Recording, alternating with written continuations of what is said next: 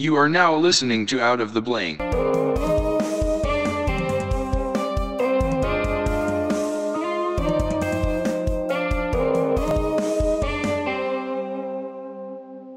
Welcome to Out of the Blank podcast. I'm here with Steve Idlett. So, Steve, tell me a little bit about yourself, man. What's up, man? I'm from Texas. I'm a musician. I also host a podcast, and I work in the oil field right now. You work in the oil field. Yeah, in the daytime I do. How often are you coming home covered in oil? No, not too often.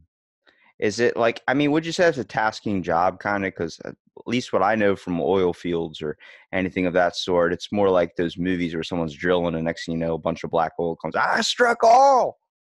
It's not, I'm on a different side of it now, basically, and it's mainly just driving around in a truck, checking on some gas wells, and kind of working on them. It's not anything like that anymore. But So do yeah, you, back in the day, it used to be for sure, and it still is with the drilling rigs and stuff. so you think that a lot of it is it's kind of still kind of run by people in a way, but it's more taken over by machines? No, I mean, like they're functioning. We have to go out there and mess with them nonstop, But it's not as drastic as you would think or whatever, on TV or whatever. Yeah, you see a lot of them like oil rigs out in the ocean. There's like a bunch of people out there. You expect them, they're the ones digging in the ground with shovels or something of some sort. Yeah, So, how did you go from doing an oil, at least career, to going into the music industry? yeah, man. I've been playing music for about 5.5 years now, and that's about how long I've been playing. I've been working in the oil field a little bit longer than that. But yeah, just kind of started picking up music. I've always been playing music for my whole life, but like I said, I didn't actually start playing live music till about 5 years ago, and just kind of got a band together and just started kind of traveling around Texas and playing music all over. Let me guess, you play country music. It's kind of like Americana, country, blues, rock kind of stuff. What types of now do you play like covers or do you play your own original songs? No, we play our own songs. Yeah, So, what types of songs do you play? they're like I said, they're like a country blues rock kind of music. Yeah, but are you talking about drinking a beer, Merica, land of the free, or are you talking about like some usually another type of genre like country or any type of really rock songs about over a tragedy of losing a girl or something? I'm sure there's a little bit of that. We got an album on Spotify. And it's under the Briars is the band, and you can look it up. It's at the Briars Music, and just determine for yourself, I guess. But we're working on album number 2 right now, and just kind of doing some pre-production stuff on that right now. Do you find that you have I guess, a more of a fondness towards the music industry, I guess, than you would like, is that something you want to do for the rest of your life? Like if you could make a sustained living off of it? Oh yeah, I mean, I'll be doing it in some form or fashion for the rest of my life. It'd be nice to make a living off of it, but either way, I'm in it at this point. I don't think anybody really understands like how awesome and relaxing it is just to be able to sit by a bonfire and listen to a nice song just on like a radio or something. You play music or not? My whole family does. Actually, I come from like a family just filled with nothing but musicians. Everybody's in one or two bands, and my dad was in a Kiss tribute band. I don't know if you know who Kiss is, Oh but yeah. yeah. So he dressed up like Peter Criss, the cat, and that's what I picture my dad as. Like I know that guy. I don't, you know what I mean. A lot of people see him as like because both my parents were DJs, so it was really weird. I didn't follow the kind of the background of everybody got hooked onto music. I found I had a niche somewhere else, I guess you would say. I gotcha. How long have you been doing the podcast thing? About a year. It's it's just something I started doing, trying to get conversations with people because some people are interested in some really cool stuff. Like you probably have something you're really interested in that a lot of people don't know too much about. Yeah, I mean, maybe so, man. A lot of music, a lot of music and background video stuff right now is mainly what I'm focused on.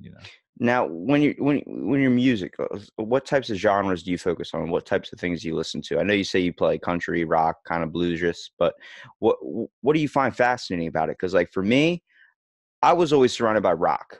I was surrounded by all these like hardcore rock bands like, Metallica and all these that I kind of grew up on, AC/DC. And then I started looking a little bit more into the blues as I kind of hit my teens. Usually around your teen years, you start experiencing a lot of anxieties and types of things. and you felt like you could hear it in the songs of blues. Like it was resonating in me. I don't know if that makes a lot of sense to you, but like usually in a blues song, somebody's complaining, and they always say to write blues, you have to have gone through some shit. And that's true in a way, but sometimes it doesn't have an age restriction, because sometimes a child can go through something like a lot of shit. And next thing you know, he's creating blues songs. You ever seen the movie Dewey Cox? Oh yeah, for sure. That movie, when that little kid grabs the Yeah. guitar, goes, "You don't know nothing about the blues," and the kid just starts playing like an old ass man. I'm like, yeah, that is the perfect representation for that. Well, no, I mean, I listened to all that other stuff too, Metallica and AC/DC and Aerosmith and all that kind of stuff too. But we also had just a bunch of Texas music, and like, Willie Nelson and Hank Williams Jr. and just those type guys playing in the background, and always had like 90s country playing somewhere around where we lived. It's just real rural Texas where we live. So How often do you get stereotyped as, when you say you're from Texas, a person immediately imagines a cowboy hat on top of your head? I wear a cowboy hat. So I Are mean, you serious? Oh my goodness. it's not, it doesn't have, they don't just no stretch of the imagination. So Because I have a buddy that does a podcast on like ghosts and stuff, and he's from Texas, and he wears like a snapback, has tattoos, and yeah. beeps, does all these things. I'm like, you're the complete opposite of what I would picture when they say Texas. As soon as they say Texas, I think cowboy. I mean, well, yeah, I mean, I wear snapbacks and have tattoos also, but also have a cowboy hat. So I mean, Which but one do you wear most of the time, though? to shows and stuff, usually the cowboy hat. But like when in your everyday life, you're going to the grocery store, you're not wearing a 10-gallon hat, are you? No, I usually just throw on like a snapback, just run down there to the grocery store, something. So, where do you see yourself kind of going in a way? At least what you're interested in. Like, do you have any hobbies you're trying to take down the road Uh, besides music? Like, is it that just your main priority focus? that's pretty much it. But it's branching me into a bunch of other hobbies. Like I got all this recording gear down. It's kind of getting me down this podcasting lane a little bit. And then also I'm like, well, we need video for the band, so I started like getting into video work and some camera stuff. So it's kind of like they're all kind of lumped in the same basket, I guess. But Yeah, you found that like all these separate things you thought you were just learning and they weren't going to affect each other. Then it turns out they all go one and the same. I have to have a bunch of it to figure out how to get, like they're all like they need each other almost, like for the music part anyways. Like I need all this recording gear so I can do that cheaply, and then we need the video work, so it's I can pay somebody else thousands of dollars to do that, or I can figure out how to do it myself. So Plus, you can make your own music for your own podcast too. yeah, for sure. Have you done that yet? Make your own intro? Yeah, I did. Yeah, That was it, country style? and it's pretty cheesy. Yeah, it's just Maybe it's pretty cheesy. it's layered over a bunch of just a bunch of I don't know audio files of like a horse whinnying and stuff. No way. Okay, so what types of things do you focus? Let's look at your podcast. So, what's the name of your podcast? Made in Texas. Oh my God. Yeah. Okay. Now what types of things do you focus on in this podcast? Okay, so it's pretty new. I don't it's not too old, but it's like we have 12 episodes of it up, and we were doing it weekly, dropping an episode every week. And at first it was just me and a buddy of mine. And where are you from? I'm from Ocean City, Maryland, so I'm East Coast. Okay, I got you. So you would love this guy. Like, do I sound like I have a redneck accent to you by any chance? A little bit, yeah. Okay, I have nothing at all. Wait till you listen to this guy. If you ever click on one of these episodes, he's like the epitome of redneck, right? And he's a buddy of mine, and we started this podcast, and it's basically just me and him shit talking each other, but and then anyways, now he's no longer able to do it, so now it's starting to turn into more of an interview podcast with other musicians. So it's just it's going to fluctuate a little bit, I guess. Do you find that you like hearing the different kind of ideas people have on the concept of music? Because like I've talked to, I've met famous bands. I've met let's see, met mostly the reggae bands. So I guess if you don't know too lot about reggae, but I met the band Pepper. I've met Slightly Stupid. I've met like people that were influenced by like heavy reggae, punk, ska type people, and they have the concept like obviously it takes drugs to kind of get them to get their little music in a way, but everyone's got their own little like creation. I tell people, like, when you're looking at an artist on stage, no matter what they're playing, when a band comes together and creates something that makes you vibe, like if you've ever seen Red Hot Chili Peppers play live, or if you've seen them play, like have a DVD of one of their live performances, you can see how they work off of each other. Like, a lot of people don't realize that, like, if two members of the group don't get along, then you're going to see that tension. You're going to see that disconnect. How often do you experience, like, at least crucial moments with your band where you have to make sure you guys are all on the same page? Um, like at some point you just are, like at some point you're building that up, trying to get on the same page and all the time trying to work and get together. But at some point, after you play with these guys long enough, or actually as you just become, as you play long enough, like I can sit down with pretty much anybody right now and lock into, with whatever they're going to do. Or I've got, a dozen friends. We do these song swaps together where we'll go out in front of, like, on a stage somewhere, and I'll play my song and he'll kind of back me up, and then vice versa. So you kind of get to a point, at least in this point in our career, where we can kind of like, easily hop in and jam with each other, and that it helps a lot to be able to do that. It sucks to get in with somebody who doesn't have the same thing going on, and you're just butting heads kind of up there. So Well, it's really hard to get the concept of, like, I was in a band and then it kind of faded off a little bit, just because it seems like everybody has their own idea of what they want to get out of the band when it comes to the fact, like, someone wants fame, someone wants money, someone wants women, someone wants, somebody wants something completely different. And the true bands that actually last are the ones that stay connected on a level where when fame does get to their point, they don't ever lose the concept of, hey, we might need to sit down in the old basement like we used to and just crank out a few songs. Like, we need to do what we used to do with the garage door open. And so piss off the neighbors or whoever wants to come pull a lawn chair out and just sit and enjoy. Those are the bands that really truly go, in at least my mind, the longest way, because they don't lose the aspect of why they started it in the first place. I mean, there's definitely some of that. You got to keep enjoying what you're doing. If that's what you're saying, those kind of guys who don't really enjoy it anymore wouldn't actually sit down and try to even work on something like that. If that's what you're saying, then I can definitely agree with you there. How often, like, when you're on stage, do you really get truly nervous? I haven't been in a long time, to be honest. I used to, like, people always act like they're not nervous up there, and so you think, oh, if I'm nervous, that's a weird thing. But really, I think everybody's nervous for a while, and it took me like 6 months of being on stage, to get to where I was comfortable up there. Now it feels I feel really comfortable up there. I can sit down and joke on a microphone and play my guitar, and everything's good to go.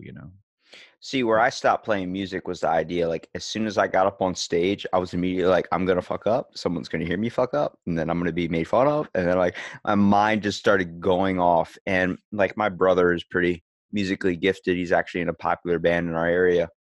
And he keeps with it and he sticks with it. But, like, seeing him on stage, it's really, really natural. Seeing, like, my other family members get on stage is very natural. When I try and get on stage, it's like, if I stand up in front of all these people and then I mess up and then they all make fun of me, I'm going to be even more of a loser. Right. And it's hard to get that out of your head, because, like, when you have to play music, it's really, really hard, at least for me, to be able to focus on what's going on and just being in tune to the music in front of me. Because I find myself, like, peering off into the crowd a little bit, and, like, me just kind of learning the songs. Like, I'll learn a song and then a week later we play it live. So it was just a lot of practice to get it. So I ended up diving into the piano from bass guitar and then, like, a little bit of drums. And then I found, like, I'm sitting there trying to look and make sure I'm hitting the right notes. And then if I'm peering off into the crowd to look at their reaction and if I'm playing good, then I immediately forget, like, what note I'm about to hit next. And next thing you know, I mess up the whole vibe of the whole entire show. Yeah, I definitely know some people like that. It takes a while to get comfortable up there. I'd say that you're probably your brother and whoever else that plays up there. They probably weren't always as comfortable as they are now either. It just, Ye- it just I, takes if a while. yeah, well, for him, it became like he started off in high school, like going up on stage for talent shows and stuff, and getting up by himself and playing alone.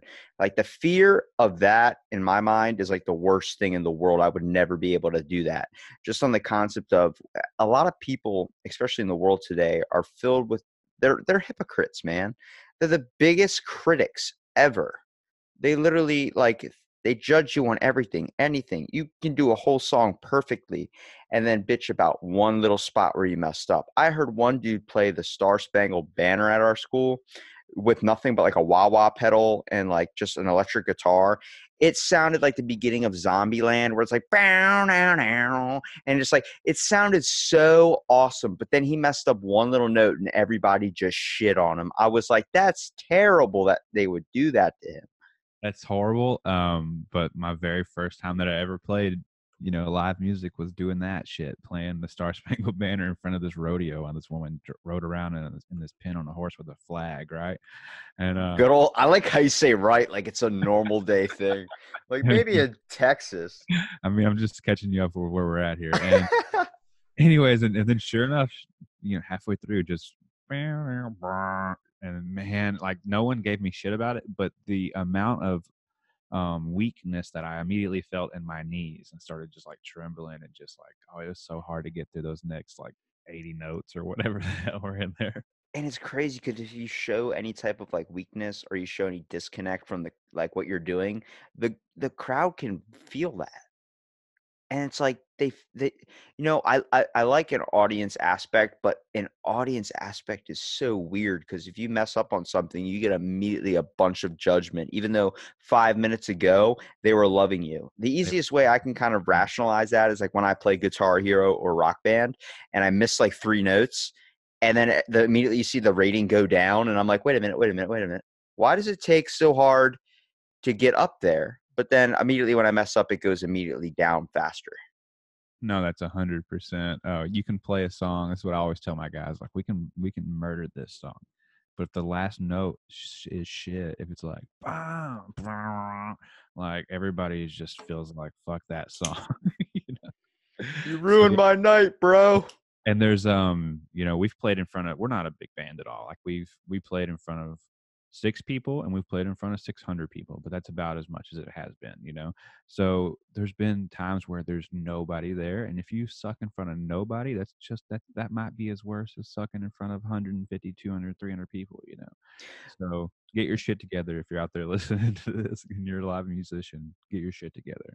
It's Like, scary. so my parents work at radio stations. So we played on the radio, did like a live, it's called Live Licks at 6. And I have this weirdest thing where if I sneeze, I have to curse while I sneeze. So it's like if I'm sneezing, I'm like shit, and like I'll say it like as with the sneeze comes out. And I felt it happening when I was playing on the radio, and I was like, it's gonna happen. It's involuntary. I've done it since I was little, and I'm sitting there hitting the keys on the keyboard, and I go to hit. We're playing Land Down Under, and I go and hit the last note, and as I'm about to reach for it, oh my god, I sneeze so hard, and all you hear in this recording is shit, and then it's the last note. I'm like, there's a bunch of people out there that were listening into the radio, like, what the fuck? Like, Mhm. but I find like moments like that, like you have to admit when you do fuck up, and it's not meant to be like a lot of people take that to the extreme, like to the point where they're like, oh, I messed up and I'm not gonna be a musician. I'm not gonna do this. And I'm like, just realize like you can mess up and you can actually make it a pretty good entertaining thing for the audience. Like I find like I do go to a lot of concerts. I do like to experience my favorite bands playing this music that I do like to listen to. You know what I mean? It's a sense of relaxation, but I find it crazy. Like for me, reggae music, at least when I went to one of these concerts, I was not exactly I guess you would say what's it, sober. Um I was experiencing a little heavily into the marijuana side, and I like it. This concert felt like 10 minutes was an hour. Like, oh my god! Like I've been listening to my favorite band for like 8 days now, and really it's only been like an hour. And they stop playing in the middle of a song and they just start talking to the audience. Like, how's everybody doing? Dude, I forgot they were even playing a song. I had no idea what happened. And then they're like, is everybody having a good night? And they just started talking for 5 minutes about something I have no idea what. but then they hopped right back into it exactly where they left off, exactly all at the same time. They just did that. And I was like, like immediately blown away. Like I literally probably would have passed out. I'd have no clue why, but it might have been the drugs. But it was so awesome to see that. Like people that can like, especially when you see a performer jump down off the stage and actually vibe with the people. I've never really listened to reggae too much, but as far as that goes, as far as like someone getting off stage, I know you've never heard of this band, but have you ever heard of a band called Shiny Ribs? Yes, I've heard of Shiny Ribs. Oh, really? No. Okay, shit. Okay, you got to look this band up. Anyways, this dude's super flamboyant. He ended up wearing like a Santa suit to a show one time that we went to, and he got off stage with his entire rhythm section, the horn section. Everybody was out there, like three horns, like saxophone, trumpet, all this stuff. And he led a Congo line out the door into the parking lot with the entire bar, like 200 people, and then came back in with the horn section still going, like dun, dun, dun, dun, dun, dun, right back That in. is It was nuts, man. crazy. It was crazy. Like as far as crowd interaction, that's the most Pied Piper like shit I've ever seen in my life. I was just like, what is going on at this I had thing? a famous reggae band on my podcast. The singer, his name's Howie Spangler. He plays for Ballyhoo. And see, this guy opens up for like 311, all these famous bands. I don't know if you know who 311 is. Yeah. But and I'm like, oh my God, like I just messaged him like, hey man, can you mind doing this podcast with me? I'm trying to get it started and I really like a lot of your work. I listen to your own. He's like, yeah, man, for sure. I'm like, whoa, whoa, whoa, whoa. I was not expecting a response at all. And he's like, no, man. He's like, yeah, I'm more than willing to help, man. And then we're just talking and shooting the shit about music and stuff he's created and all these types of things. And I'm like, wow, it really shows like people in a way, like famous celebrities, they're people. A lot of people don't understand that. They like to chalk them up and kind of structure themselves off this perfect individual. When I'm like, no, they got as much problems as the next guy. They're just here, they have at least they're more popular than you, but the whole idea is they started somewhere. Oh yeah, and we've gotten to open up for some of our heroes, like get on stage and play some shows with some really cool people, and you get to meet them. And when you're a kid and you're listening to these people's music or something, you're like you blow them up to be this big entity or whatever, and then you show up to the show and they're like, hey man, how are you? I like and they're just like they're just normal people, so. What would you say your most favorite part about music is? uh I don't know, man. I really like I mean, obviously playing music live for people is a lot of fun. Playing for someone who wants to listen to music. We used to play a lot in bars where people were just playing pool and dancing and drinking and watching this football game or eating, but now we kind of play in a little bit more places where people actually like to listen to music. So I really enjoy that. And then also just like, I guess the networking aspect of it, in the last 5 or 6 years, all my friends now are musicians. I don't know. I have like two friends who aren't musicians at this point in my life. So, I always found it the hardest part, at least for me, would be the writing process. Sitting down and actually trying to create music was a little bit difficult. I found the funnest and probably my most favorite part is how it makes you feel after you've completed something and you hear it at the ending. Like just all of it put together, especially practice was always the most fun because that's where you could truly like vibe with your band.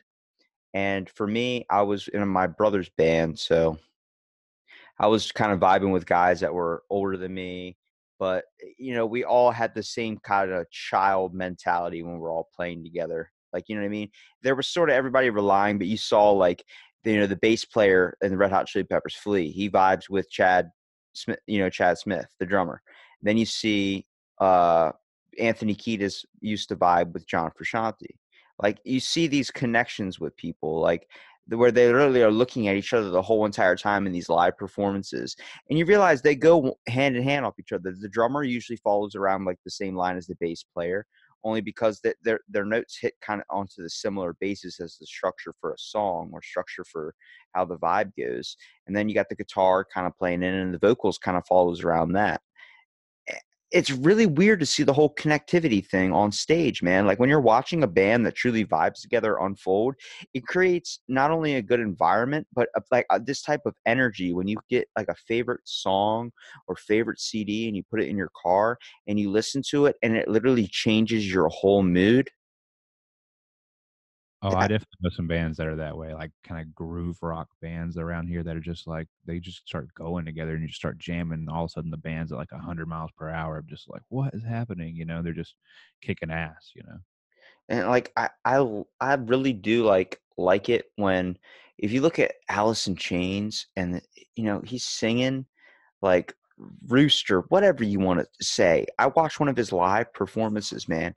That small ass dude had these strong vocals, man. that's a great song. Oh my god, dude! When I Love heard that him song. sing, like "Man in the Box" or so, oh my god, dude! It was crazy to see. I was like, "What is happening right now?" Like, I'm blown away at this guy because the fact that he's not around anymore, but he had such a powerful voice, and it really freaked me out when they replaced him with another guy.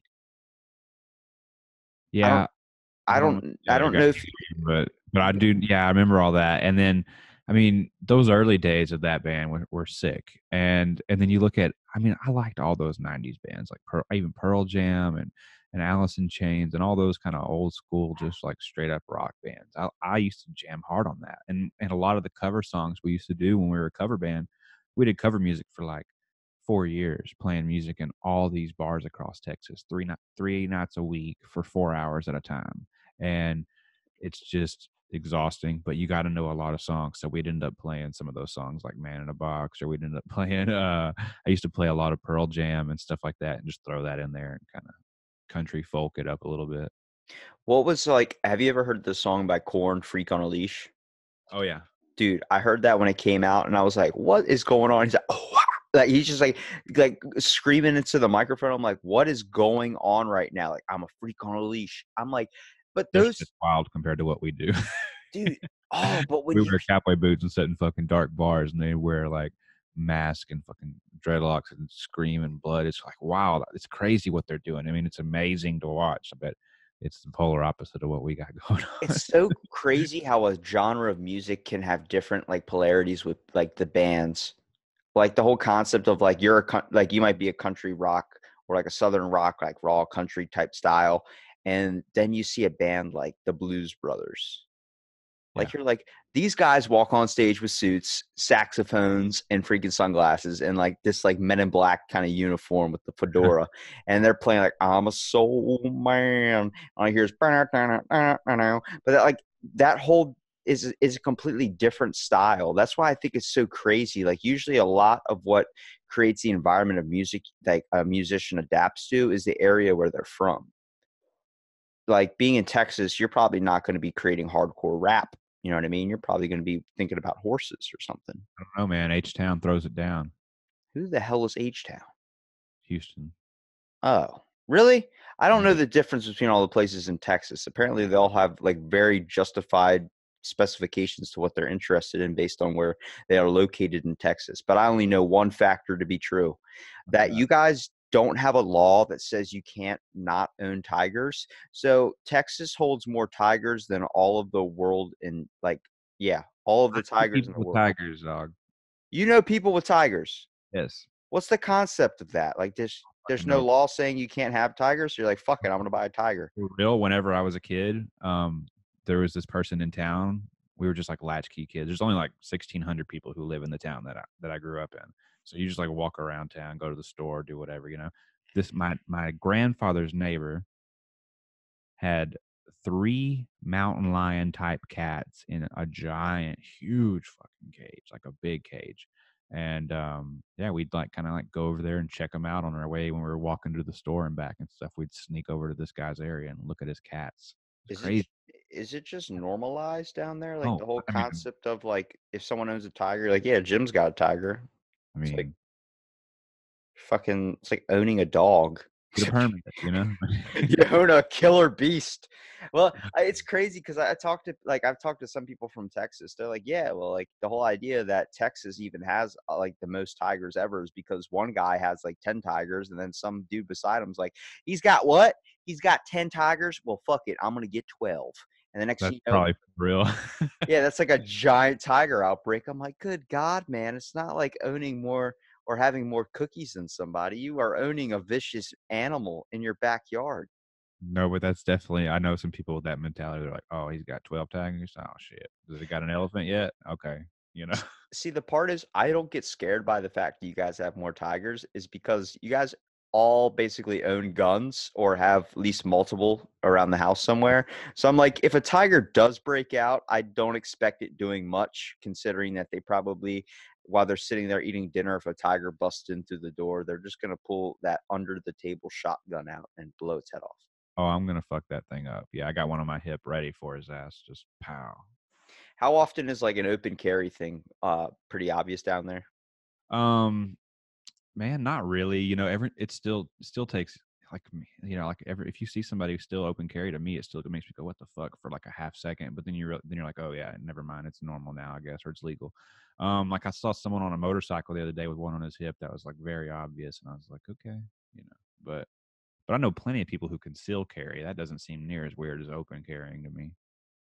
I think it's like there's a way to protect yourself and there's a way of showing off. I mean, honestly, I just don't want the attention of an open carry on my hip. I just wouldn't want to be that guy, you know, walking That into Starbucks making everybody fucking feel weird. that's what that dude did at a Walmart. He walked in with body armor and he had a AK-47 on his back, and he was like, I wasn't planning on shooting up a store. I just walked in there and wanted to see how far I could take my open carry. I was like, why? But why though? It's Um, different when you bring a gun strapped onto your back than when you go in with a gun strapped onto your back and you're wearing body armor, because that usually means you're going to shoot a place up. I mean, there's a lot of people who prod those little, you know, lines and try to skirt that boundary, I guess, and try to be a smart ass or something. But I don't know, man. I know a lot of people who conceal carry. But like I said, I don't know. I haven't seen it maybe a couple times since they've been enacted that law, 2 or 3 times probably about the What's open. what types of things are you kind of focused on with your band in a way? Like, do you guys try and get on stage as much as possible, or do kind of consider a lot of practice time, or you just kind of do it like once every couple of weeks? Uh, Neither of that now. We used to, like I said, we used to do 3 nights a week, 4 nights a week, sometimes 3 or 4 hour shows, nonstop. This is for like 4 years, and that was my focus. Now my focus is trying to actually get in front of actual music crowds and get more of a following of people who like music. It's kind of like roots Americana music. I don't know, you know, bluesy roots, country rock stuff. You know, and there's a lot of people out there who are into that, but a lot of times that's not those people who are playing pool. So my focus now is to try to find those people and trying to get into those kind of venues, those listening room type places, play our own music, and kind of get our stuff out there a little bit more than we used to. You really know your band makes success when they name a beer or whiskey after you. Yeah, that'd Has be that? nice. Oh, that hasn't happened to you yet. I figured you would Oh already yeah, have a whiskey. we had a whiskey sponsorship, but I pissed them off. So, How'd you piss them off? What, you just like didn't wear a cowboy hat one day? oh, I don't know. I don't know. Anyways, I guess I didn't meet their status quo as far as message. You know, um, That's really weird because like a lot of people lose sponsorships and stuff because they say a certain something and they're like, oh, we can't vibe on that. It's like, but you knew what we were before we started. Like, you know what I mean? Like, you knew what we were about. oh yeah, there's definitely some of that around this place. I'm trying to think, like when it comes to country music, like I know Willie Nelson. I So, like, know what do you think of what do you think country music is? Because you live somewhere way far away from me, and I'm a music snob. So I want to know like what you what think. do I think country is? Have you ever seen a comedian named Bo Burnham? Yeah, Okay, he's a YouTuber. He has a song called I've seen Pandering. yeah. Okay, I believe it's like that song. Okay, I 100% can agree with you, you know, and that's because everybody thinks of like country music. They think of like whatever is on top 100 Fucking country. Garth Brooks is not country music. Well, no, they're thinking like, you know, like whatever this shit is, like Luke Bryan and all this stuff that plays now, Jake Owens and like Florida Georgia Line, all these things like that. That's what their interpretation of country music is. So It's not real country though. No.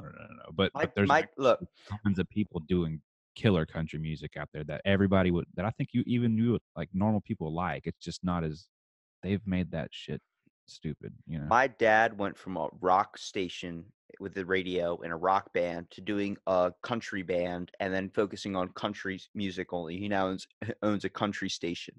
Okay. So he went completely south on me. Okay. Literally, he was going north and then he went south. And now he's all country, wears a flannel, wears these types of things. It's whatever you can consider. He actually had a DJ name. It used to be Skip. Now it's DJ Moonshine. I'm like, what the fuck happened? Like, what Is it happened? like commercial country? Is it like all that shit I just said, like Florida Georgia Line and No, all that he stuff? Or- plays it because that's what gets the Right. people Yeah. dancing at the bar. Like, he talks about it. He's like, I don't like listening to that shit.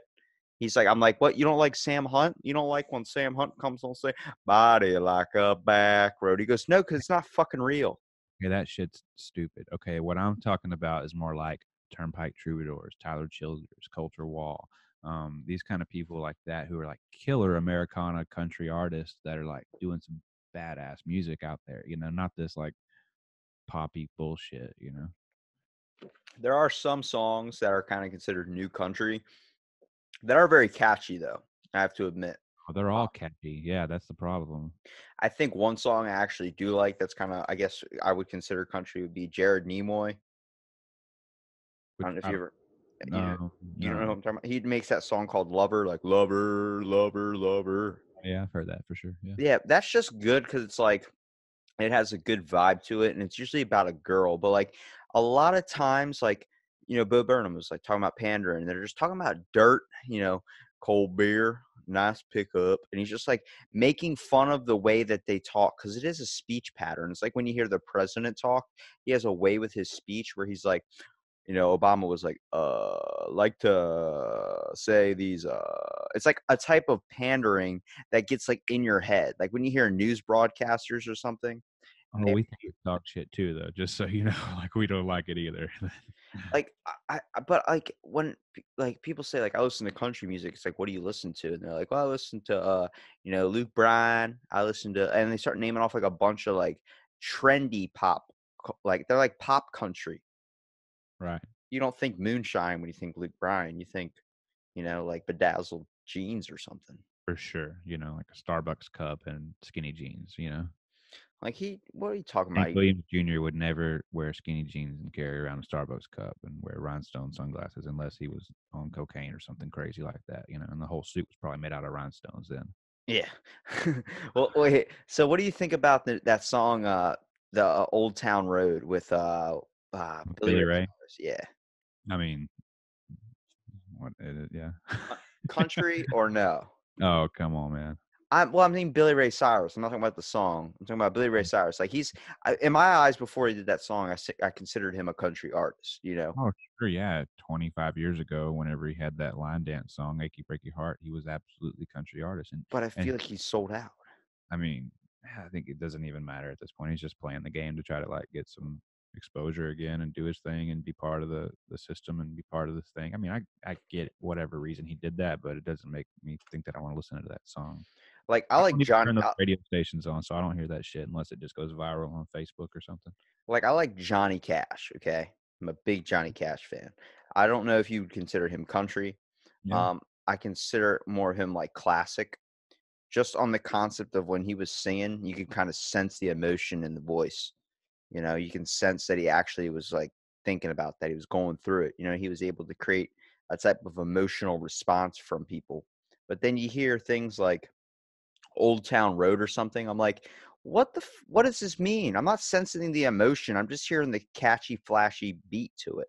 Right. I mean, there's obviously like old stuff like Cash, you know what I mean, and Waylon Jennings, Merle Haggard, all those kind of guys, you know, Willie Nelson and Chris Christopherson. But there's amazing new music, like I said, Tyler Childers. There's a guy named Jason Isbell. Like if you never heard of that guy, it's like they're writing stuff that will blow your mind and lyrically will make you just like, what the hell, you know, like drop you down. And putting the most world class musicians behind it too. So it's there's a lot out there that's good in that kind of genre, but it gets overwhelmed by the money and excitement of Nashville country, you know. Yeah, so Nashville country is, I guess, what you would label it as. 'Cause Yeah, or pop country, Nashville, national country. yeah, Nashville's like kind of a bit of a knockoff of like trying to be Texas in a way. I mean, they're both giant music scenes. It's just one. I mean, Nashville is just commercialized. You know, like there's plenty of guys. I mean, there's some amazing musicians that work in between Texas and Nashville. You know, I have never been to Nashville, but it's commercialized. It's basically this with a giant business and entertainment business behind it, and they know what they're doing. They're making shit tons of money out there doing it. You know. Yeah, but that loses the whole aspect of, when a band starts just working towards money, you start selling yourself off real cheap. You don't even care Oh, about the music yeah, anymore. but none of those bands were people who were just like grinding hard and in the scene, and then they got seen and brought up. Like they were almost commercial projects, you know. Like there wasn't a band called Florida Georgia Line that was just out murdering it everywhere on the scene, playing the circuit, you know, that got brought up into this thing. They're a corporate product, you know.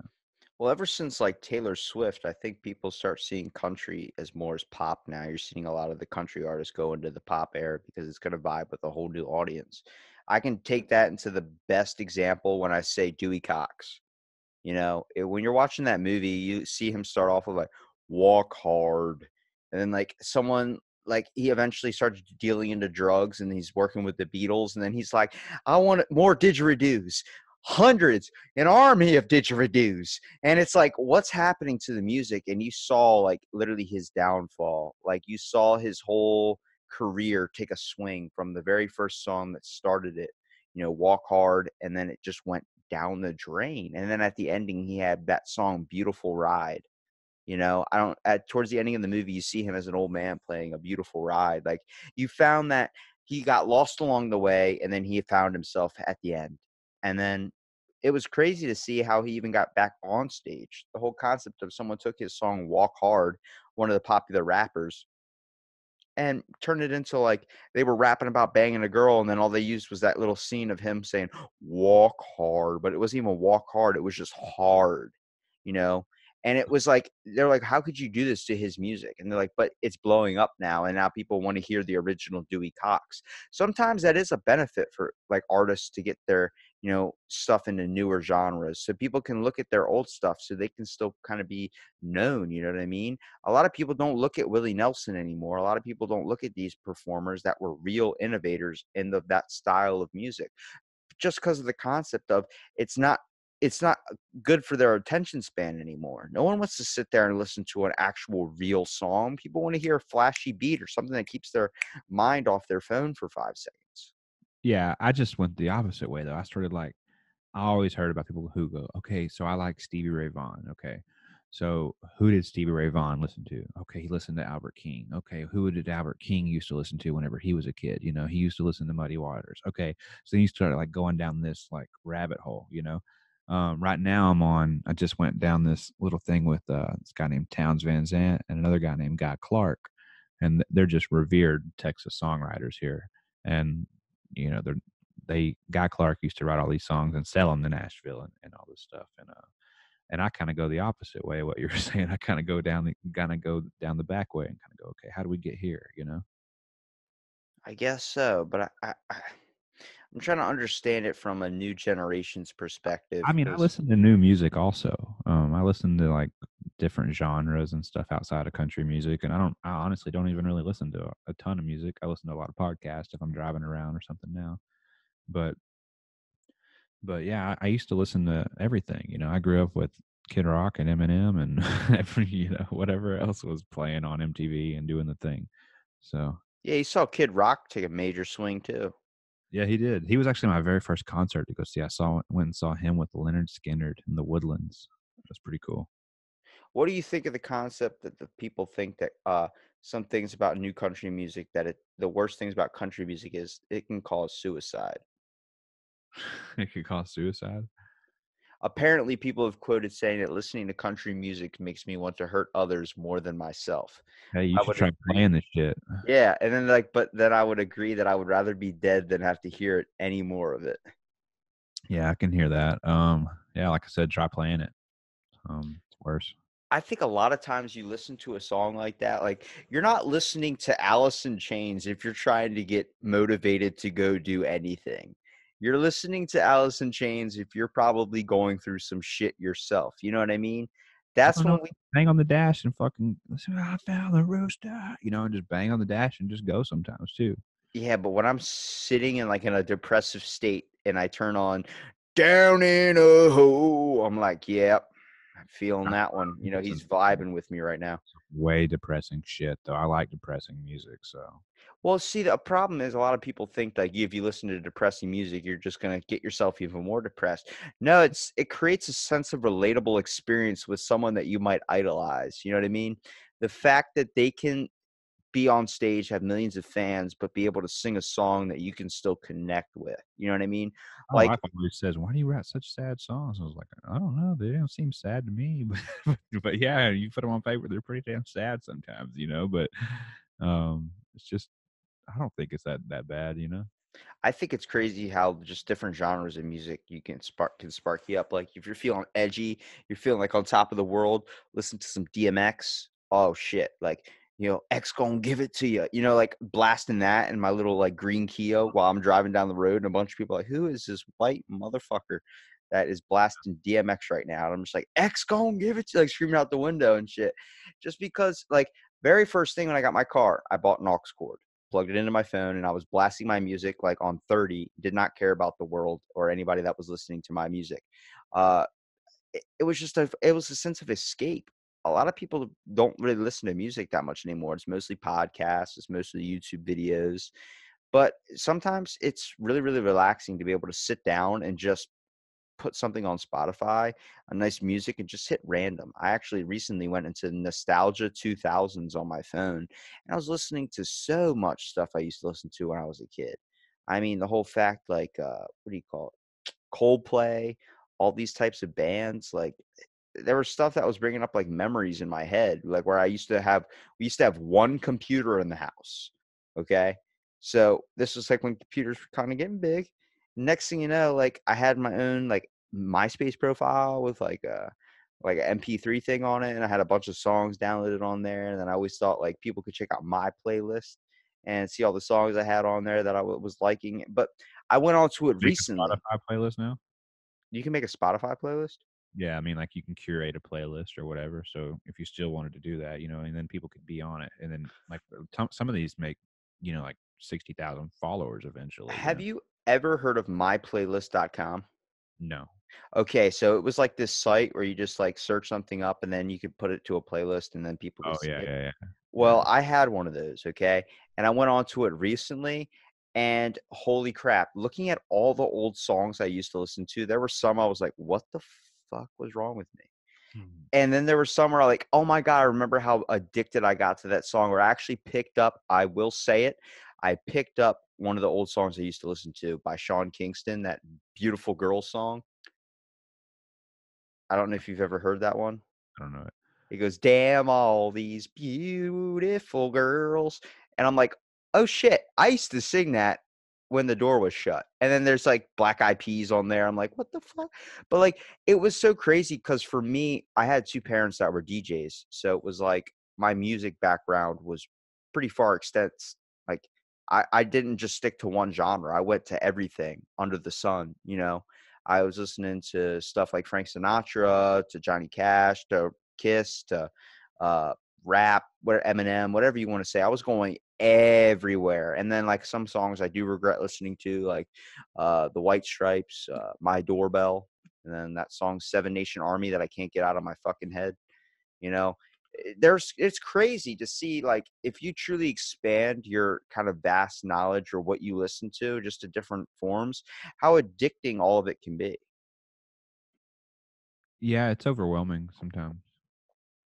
What would you say some of your biggest influences were? I know you're talking about like you've listened to Metallica and stuff, but what Okay. really inspired you to make the band, like kind of Okay. that type? You're not gonna know any of them, but I'm gonna tell you anyway. Okay, Okay, that's there's a why I band asked. called Whiskey Myers. Um, they kick ass. They're like a southern rock, kind of like I hate to equate them to like a Leonard Skinner, but something like that. And they're from East Texas. They're from about 45 minutes from where we're from, and they're on national. They're doing national tours and stuff. And when we were younger, they were starting to kick off, and we were like, oh shit, these guys are just kick-ass rock band, kick-ass country rock band. Those guys, there's a band called Uncle Lucius that we really liked. There's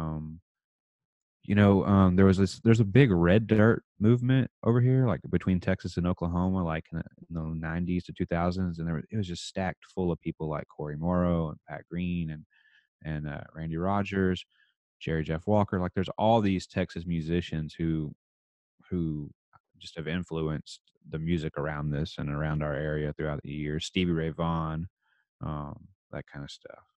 Leonard Skinner was really fucking good though. They're solid, Stevie Ray Vaughan, blues rock god, he's from here in Texas. Like you said, Skinner was great. I just kind of like that kind of music, kind of like grittier. I like Ryan Adams. I never really liked any kind of music that was overproduced and felt like really like, oh, this is the most polished thing ever. Like I always kind of liked whenever you hear a song and the dude's vocals kind of crack a little bit, or you hear like the finger slip across the guitar strings or something, just a little bit, like it doesn't feel so like auto-tuned and in a box. I find that some of the music you listen to, it depends on your age group as well. Like when I was first starting out kind of listening to music, I started off with like the really kind of flashy stuff, Panic at the Disco, some kind of, obviously I was influenced by Kiss, but then it was like, as I was kind of hitting my teen years, started looking at more of like songs that kind of went with anxiety and a little bit of the stuff you face as you're kind of growing up and getting a little bit depressed a little bit. Um, I'm not saying that like I was like, oh, I need to go home and hide under the blanket. No, it Did was you more wear like, guyliner? what'd you say? Did you wear guyliner? No, God, no. I wasn't one of those Didn't guys. know that. I didn't know how quick we got to the emo side there. I didn't know. No, but I don't mean like straight up cutting the wrist. I mean just like the whole concept of like I would listen to songs that would start to have like real things you were thinking about, like either it was a breakup, whether it was something of that sort, Teen angst. Yeah, and like, yeah, teen angst, that is perfect. Thank Yeah. you. Thank you. Okay, but like Weezer, okay? Like that one song, Beverly Hills, or like you're hearing that song, like, I want this, I want that. It's like that's what you want at that age. You want all these things. You want to be famous. You want to be, your mind's running wild with the list of things that you want. And then you go over to like getting older, trying to find like just a sense of realness and connection and kind of like dullness in a way. Like there's a one song by Leonard Skinner, Led Zeppelin, that I really, really enjoy. I can't think of the name to it, but it fucking fires you up every time someone listens to that song. God damn it. It's off the Who Mothership penetrated? album. Yeah, who knows? All their music's good. But them, like, they had such a powerful way with their music, man. Like, it's crazy to see how hard, like, a band, even if a band's not even really popular at all and only has one good song, but if they play the shit out of that song and they really like vibe and make it their own in a performance, like, you get the whole audience tapping their foot and going. And that's got to be one of the greatest feelings you've probably experienced, just playing music for a bunch of people. I mean, it's cool to play like in front of like I said, we haven't touched big crowds yet. Like, 600 people is a big crowd for me right now. But there are people in this market, in this genre that I play in, um, that have like crazy crowds, that scream along to every word.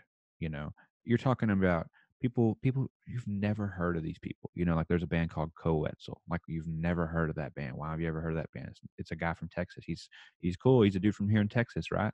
He's the biggest thing in the world right now down here. And people scream like 8,000, 10,000 people at a time scream, fucking Wetzel, to bring him on stage and shit.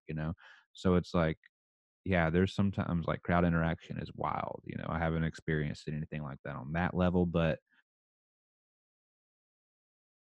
it is nice sometimes to get like some interaction, some crowd involvement going. I think like one of my favorite bands, The Expendables. I don't know if you've ever heard of them, but they had this new song, like this new album that came out, and a lot of people heard their song. I guess it was the EP for the album, and they did not like it. So nobody listened to their new album. And when I went to a live show, front row, obviously. And I'm sitting there looking up at them, and they're playing their new stuff, and nobody knows the lyrics to it. Everyone's just sitting there like, play the old shit. And I'm sitting there singing every single word as the singer saying it. And the singer's known me before. We've met in person a few times. And he looks at me, points down at me, and he's singing as I'm singing the same thing he's singing. And he's like pointing at me like, yeah. And he starts like telling like his buddies on stage, like, hey man, look at this kid. Dude, they flicked 3 guitar picks at me. I only caught 1, and that's because it hit me in the forehead and landed on in front of my feet. But he kept flicking like over my head. I was like, damn it, I want to catch a fucking guitar pick. And after stage, I went up to him. I was like, thank you so much, man. Like, that was awesome like that. He was like, dude, you were really vibing. Like, he's like, dude, it was hard. Like, I was looking at you, man. You were like pumped up and you were like singing the song. It was amazing, dude. Because a lot of people don't listen to the new stuff. They're not open to it because they still like the old stuff. I'm like, dude, the new stuff's great too. Because I followed you guys from like the start. At least when I first started listening to music, this is what I got hooked to, you know. And I told him, I was like, it was awesome. And yeah, at first it took me a while to get used to your new music, but now I love it. And he goes, wait a minute, don't I know you from somewhere? I'm like, well, we've met a couple of times. And as I said a couple of times, he goes, wait a minute, you live in Ocean City at that one Secret's place, right? Your mom's the radio person. I was like, yeah, dude, that's it. And he goes, yeah, man, I remember taking pictures with you guys and all this stuff because they invited us back to their van to play Mortal Kombat and stuff. Yeah, And I was like, but like having that connection with someone, especially like an artist, they'll be the greatest in my mind of all time. And that's moments you hear, like you hear one of this kid's a super fan of Metallica, or and they give him a guitar or something. Like you hear that, like holy shit! It's about creating realness with your audience. Like you don't want to ever put yourself in a view or aspect where you're like, I'm fucking better than you.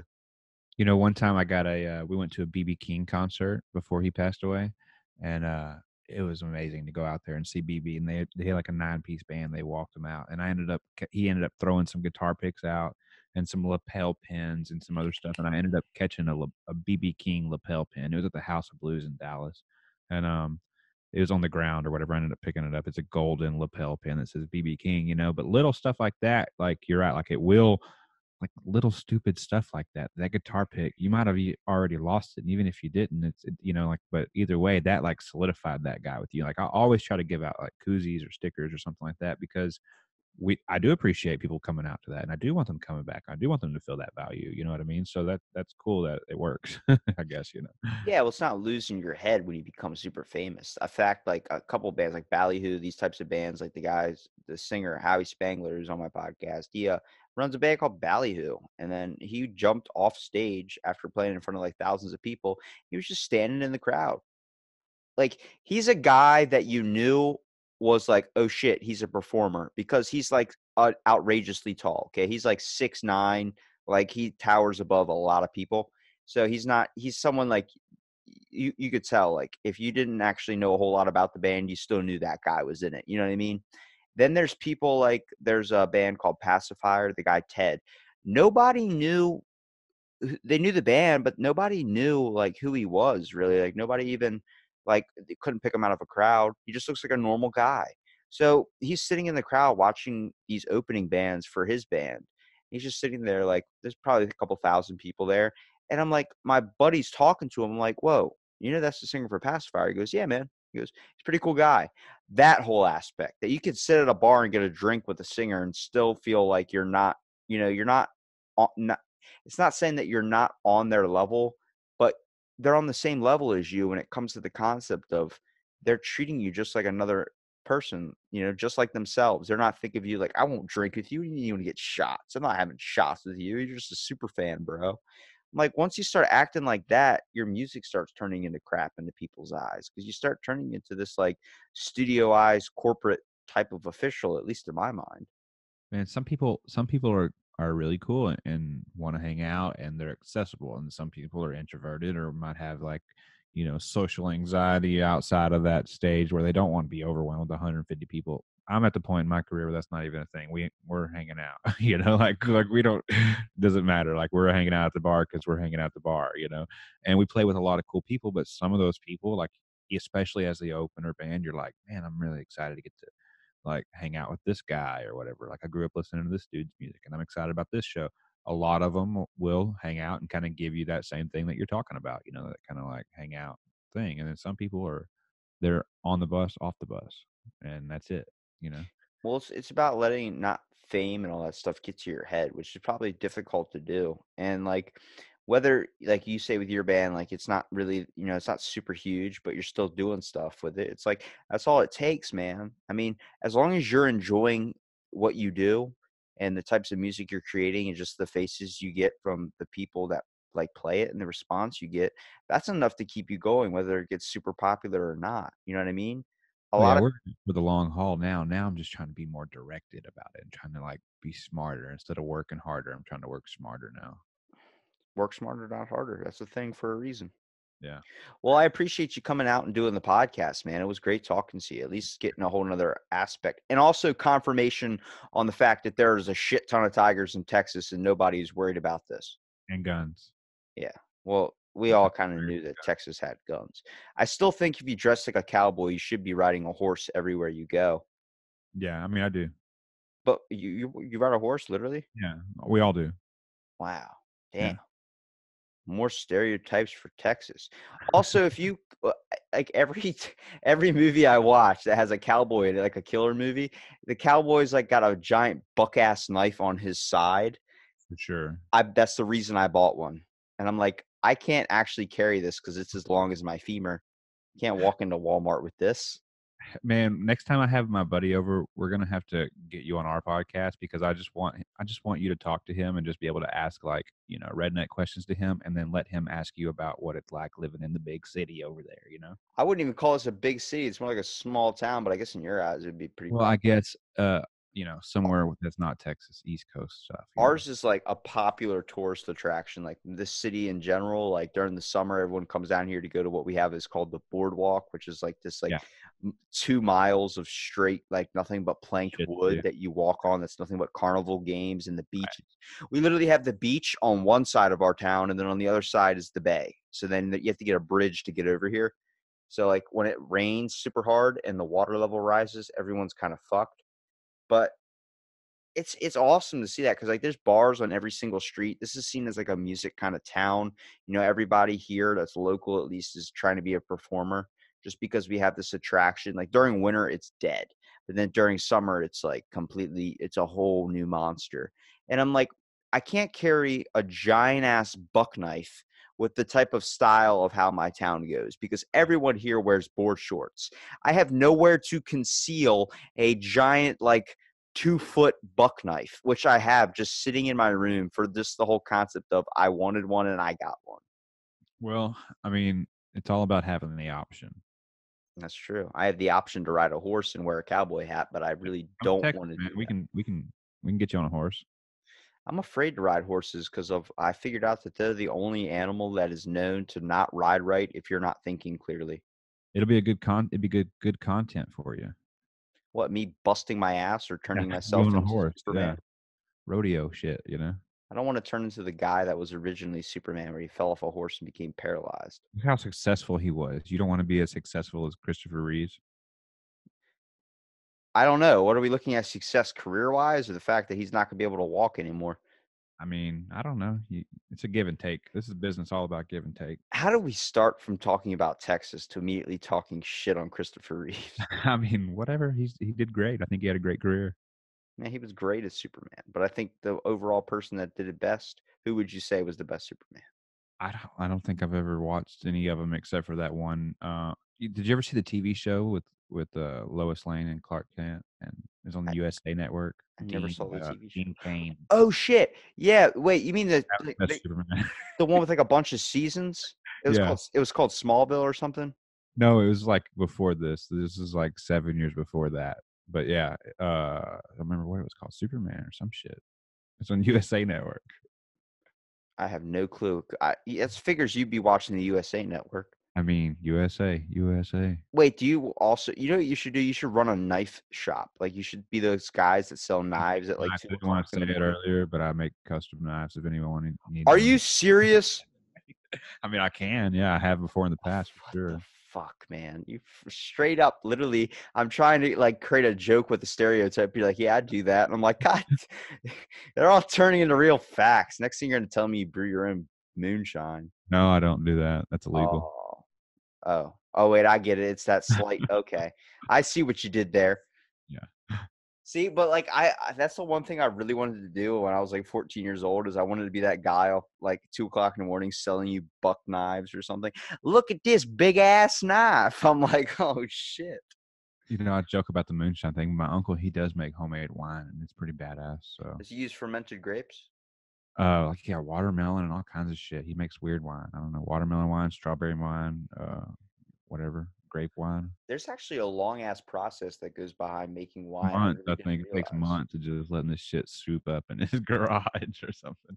Yeah, you have to like stomp all the grapes. Then once you get the juice, you have to let it ferment for a while, and then you got to Mhm. put it through this purifying process. I'm like, that seems really, really tasking for how large of a liquid and process it takes to get a very small amount. Like, you know, they sell that shit for $8 down the street in a fucking nice bottle already packaged. Nice bottle, but it's not aged 40 years and named Yeah, Pinot Noir. whatever. Yeah. That sounds like it came out of some spaceship to me. Well, dude, that was fun talking to you, man. Thanks for having me For on. real, dude. Yeah. And I want to give you a minute here at the ending for you to be able to plug your own stuff for your podcast and everything where people can find Yeah, your information. absolutely, man. Yeah, all my stuff is just at Steve Idlett, Idlett. That's my name. And that'll get you to all my social media stuff. The music is at the Briars Music, and the uh, the podcast is at Made in TX Pod on all the social media stuff, and it's just called Made in Texas. So Because most of the stuff might be made in America, but the best stuff comes from not Texas. this shit. You'll hear that like pretty soon on episode 1 or 2, where we decide that why it's called Made in Texas. So There you go. Well, thanks for listening, everybody, to Out of the Blank podcast. And thank you, Steve, for being on. thanks for having me, man.